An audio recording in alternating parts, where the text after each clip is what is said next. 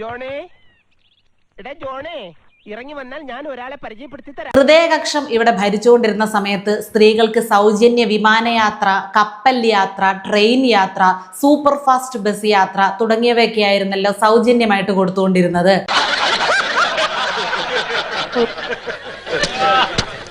അതുകൊണ്ട് UDF-കാർ കൊടുത്ത KSRTC ordinary ബസ്സുകളിലെ സൗജന്യ യാത്രയെ പുച്ഛത്തോടെ നോക്കാനേ ഗോവിന്ദൻ മാസ്റ്റർക്ക് കഴിയുന്നുള്ളൂ.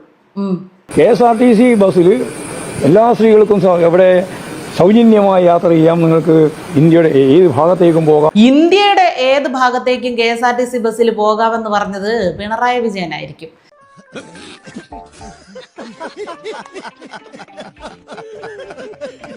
ദേശീയ പാർട്ടി ഇപ്പൊ കേരളത്തിൽ മാത്രം അവശേഷിക്കുന്നത് കൊണ്ട് ഡൽഹിയിൽ പ്രസ്ഥാനത്തിന്റെ ആവശ്യത്തിന് ഇവിടെ നിന്നുള്ളവർക്ക് അങ്ങോട്ട് ഇടയ്ക്കിടയ്ക്ക് പോകണ്ടേ?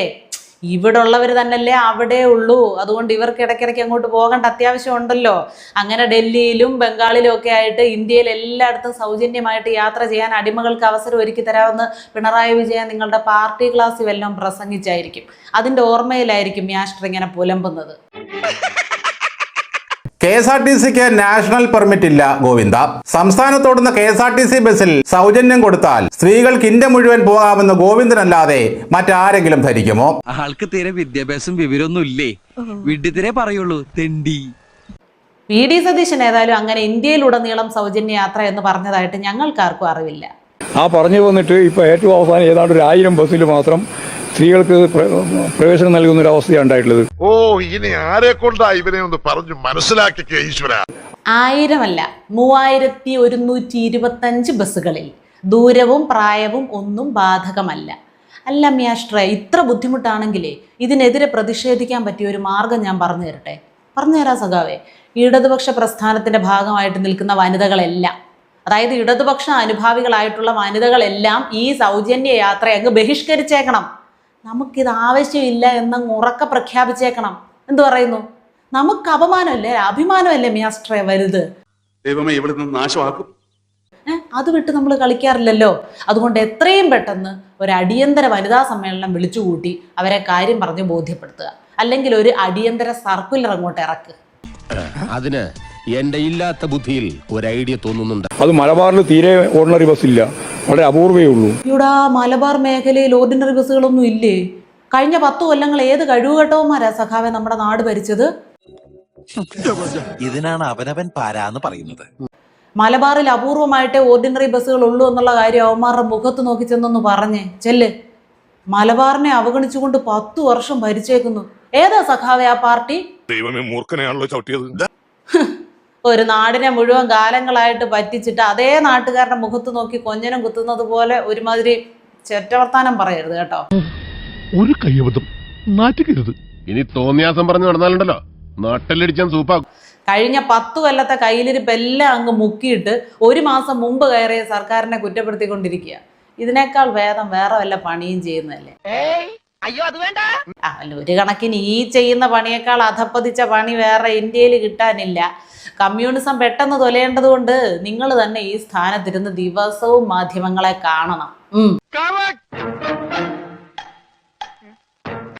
തോൽവി വിലയിരുത്തലിന്റെ ഭാഗമായിട്ട് പല ജില്ലകളിൽ നിന്നും ഉയർന്നു വന്ന ഒരു അഭിപ്രായവും അത് തന്നെ ആയിരുന്നല്ലോ. ഗോവിന്ദൻ മാസ്റ്റർ ഓരോ തവണ മാധ്യമപ്രവർത്തകരെ കാണുമ്പോഴും 50 100 വോട്ടുകൾ വീതം കുറഞ്ഞുകൊണ്ടിരുന്നു എന്ന്. ആ വാസ്തവത്തെ നമുക്ക് മുന്നോട്ട് ഉറപ്പിക്കണം മാസ്റ്ററെ. അത് വളരെ വളരെ ഭാഗികമായ ആളെ പറ്റിക്കാൻ വേണ്ടിയിട്ടുള്ളൊരു കാര്യം മാത്രമാണ്. ആളുകളെ തട്ടിക്കുകയും പറ്റിക്കുകയും ബുദ്ധിമുട്ടിക്കുകയും ചെയ്തത് ആരാണ് എന്നത് ഇവിടെ ഒരു തർക്ക വിഷയമേ അല്ല. അത് പകല് പോലെ എല്ലാവർക്കും മുന്നിൽ തെളിഞ്ഞു നിൽക്കുന്ന ഒരു സത്യമാണ്. അതൊന്നും എനിക്കറിയാൻ മേല.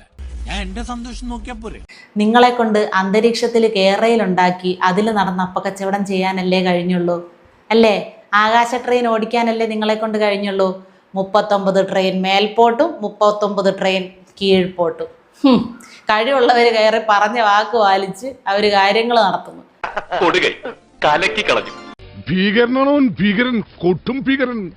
അതിനിങ്ങനെ കൂടെ കൂടെ വയറിളക്കിയിട്ട് വല്ല കാര്യമുണ്ടോ? കണ്ണൂരിൽ നിന്ന് തിരുവനന്തപുരത്തേക്ക് സൗജന്യമായിട്ട് അപ്പം കൊണ്ടുപോകാൻ ഒരു വഴി ഒരുങ്ങിയില്ലേ? അന്നേരം മാറി നിന്ന് കുറ്റം പറയാതെ ഒരു മൂലയ്ക്ക് ഒതുങ്ങു സഖാവേ. ഓ എന്റെ തലയിൽ കുശാഗ്ര ബുദ്ധി തെളിയുന്നടി. ടൂറിസം പോലെ ഉപയോഗിക്കാൻ ഉൾപ്പെടെ എല്ലാം എന്തൊക്കെയാ പറഞ്ഞു വന്നത്? എന്തൊക്കെയോ പറഞ്ഞെന്നോ, ഒരുപാട് കാര്യങ്ങൾ പറഞ്ഞായിരുന്നു. കേരളയിൽ മാത്രമല്ല, 2500 pension, K phone, wifi, Malappuram കത്തി, അമ്പും വില്ലും എല്ലാം സൗജന്യം സൗജന്യം സൗജന്യം. അവസാനം പവനായി ശവമായിട്ടും വായ്ത്താളത്തിന് മാത്രം കുറവില്ല. ഞാനെന്തൊരു വിട്ടിയാന്ന് ആലോചിക്കുക. അല്ലെങ്കിൽ പിന്നെ നിങ്ങളൊരു കാര്യം ചെയ്യും യാഷ്ട്രേ, സർക്കാരിന്റെ സൗജന്യ യാത്രയ്ക്ക് ബദലായിട്ട് നിങ്ങളുടെ പാർട്ടി മുൻകൈ എടുത്ത് കുറച്ച് ബസ് സർവീസുകൾ അങ്ങ് തുടങ്ങും. KSRTC ബസ്സിൽ എല്ലാ സ്ത്രീകൾക്കും എവിടെ സൗജന്യമായി യാത്ര ചെയ്യാം. നിങ്ങൾക്ക് ഇന്ത്യയുടെ ഏത് ഭാഗത്തേക്കും പോകാം. ഒരു കണക്കിന് നോക്കിയാൽ ഇങ്ങേരുടെയൊക്കെ അഭിപ്രായം ഓരോ കാര്യത്തിൽ ഇങ്ങനെ ചോദിക്കാൻ ചെല്ലുന്നത് എന്തിനാണെന്നാണ് മനസ്സിലാകാത്തത്. വാക്കിന് വില എന്നൊരു സാധനം അറിയാത്ത ആളുകളാണെന്ന് നമുക്ക് എല്ലാവർക്കും അറിയാം. നാക്കെടുത്താലും നുണയെ പറയുകയുള്ളൂ എന്ന് നമുക്കറിയാം. എന്ത് ചെയ്യാനാടാ, ഞാൻ ഇങ്ങനൊരു ദുരന്തനായി പോയി. ഇപ്പൊ പറയുന്നതല്ല പിന്നെ പറയുന്നത്, സമനില തെറ്റിയതുപോലെയാണ് കാര്യങ്ങൾ പുലമ്പുന്നത് എന്ന് നമുക്കറിയാത്ത കാര്യമല്ല. മീഡിയക്കാർ മൈക്കുകളുമായിട്ട് ചെല്ലുമ്പോൾ ഇങ്ങേറെ ഒരു വിചാരമുണ്ട്, ഇങ്ങേരേതോ കൊമ്പത്തിരിക്കുന്ന ആളാണ്, ഇങ്ങേരിരിക്കുന്ന പദവിക്ക് എന്തോ വലിയ ഗമയുണ്ട് എന്നൊക്കെ. കുറെ നാൾ ആരും ഒന്നും ചോദിക്കാൻ ചെല്ലാതിരിക്കുമ്പോൾ സ്വയം അങ്ങ് ഒതുങ്ങിക്കോളും. അല്ല, പ്രഭാകരേട്ടന് വീട്ടില് വിലയില്ലെങ്കിലും നാട്ടില് പുല്ല് വിലയാ. മ്യാസ്റ്റർ, നിങ്ങൾ something is better than nothing എന്ന് കേട്ടിട്ടുണ്ടോ? കഴിഞ്ഞ ആഴ്ച റിലീസ് ചെയ്ത ഇംഗ്ലീഷ് സിനിമയുടെ പേരല്ല പറഞ്ഞത്.